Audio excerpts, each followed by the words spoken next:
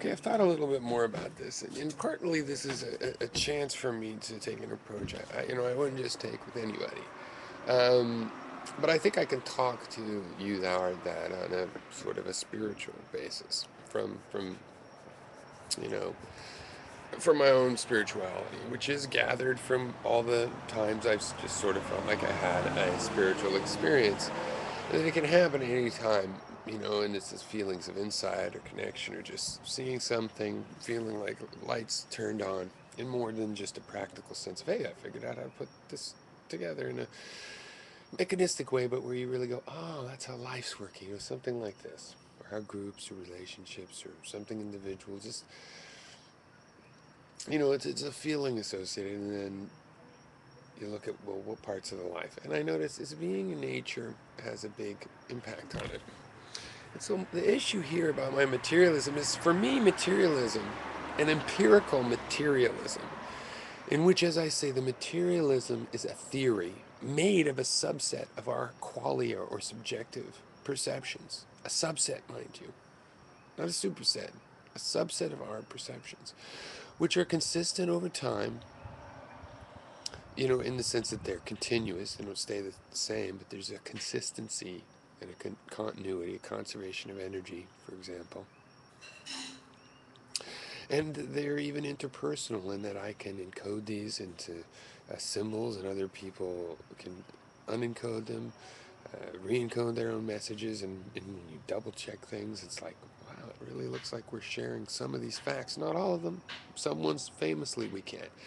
Things like love, I just really know what love feels like to somebody else. No, but then again, you got a pretty good idea, because some people behave just like you did and report just like you did, and might be different like a fingerprint, but they say every fingerprint's totally unique, but then we all have them and they do kind of look similar. They're just not exactly the same.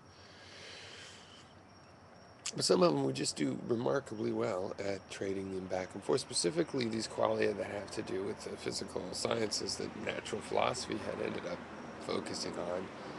You know, sense of time,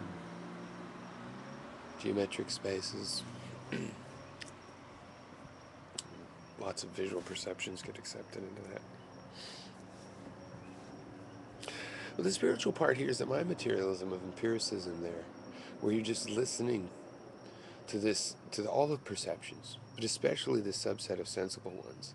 You listen to everything, but if the shit hits the fan or it gets serious, yeah, these sensible ones are the real ones. I don't want to hear I'm the whole world. This is a message coming to me. I live to listen to this message. That's why I go on living. When time gets hard, I don't want, why am I living? I'm miserable. I don't think I'm here to be pleasured constantly. I'm here to listen to this message. And the amazing thing is, since I have a will, what I do changes the message, which makes me want to listen even closer. I don't want to know I'm creating that.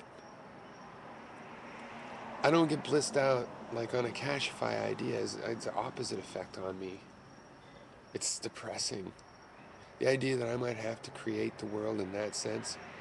Because I understand that I create my world with my bold action, but that's in a conversation with this stream of these sensible qualia and all of my perceptions. Because see, as a materialist, all of my perceptions are material. They all come ultimately, right? There is no intuiting anything. The idea of perception, that there's cause and effect, comes from the perception of seeing things precede other things, and finally deducing some sort of pattern upon pattern of patterns that I call an abstraction, that when I reapply, amazingly holds, because it really is a pattern in that data, that qualia that I'm paying such close attention to find out what the patterns are, because they're amazing and magical and lovely, and I did not create them. And I do like to create, and then in that sense I add into the stream, and then I can feel holistic and as one, and I am the creator. But then let's shake that all off, because I'm an individual creature and I'm just in a part of it. The universe has way more to tell me than I can tell it, quantity-wise. And, well, there's a beautiful quality to every little bit, adding every little bit. This is a good thing because the universe can give us more than it wants back. Because this message, this is just, it's awesome. When it seems crappy, I'm convinced if you look deeper, you can figure it out. Because in there is the solution to every puzzle that it produces. And the things that seem hard, that hold you down, like gravity, hold your oxygen down so you can breathe it too. It's not as bad a deal as it seems a lot of times.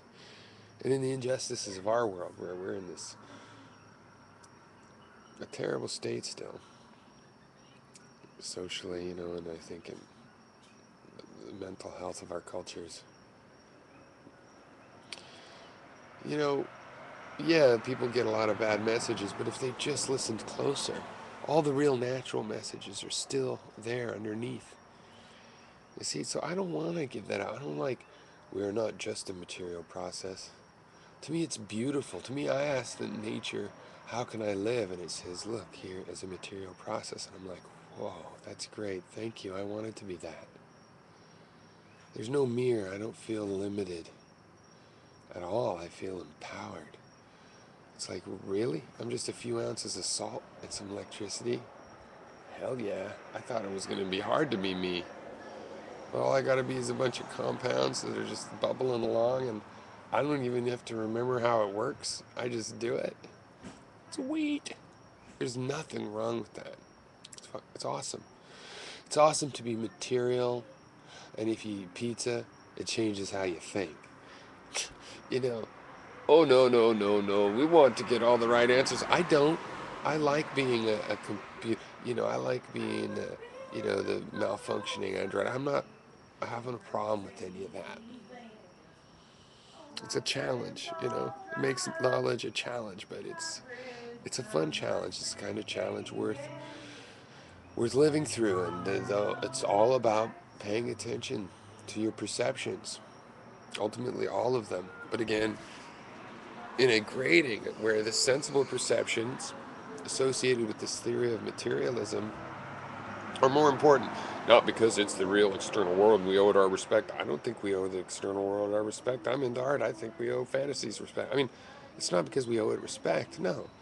It's because we have found these patterns in the qualia in the past. Why wouldn't we respect them? Don't we respect these feelings of red and blue and love and hunger and hate and everything? That's what we are. It's these experiences and how we react to them and what we do and think about them.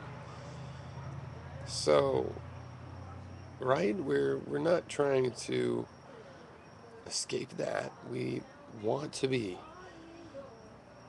We want to be these experiences. These experiences are going, through circuitry that, shorts out a little when it gets wet. That's why you're in touch with the world. That's why you grew eyeballs, because when photons hit you, it sometimes tore a little hole in your cell membrane. And you found, well, that sucks, until you realize, oh, wait, I can grow an eyeball around it. All without actually even ever thinking that, right? That's a pretty good deal there. Just material. We've seen material do amazing things. It's the material, it's alive. Don't tell me something separate. It's the amazing thing. Cheers.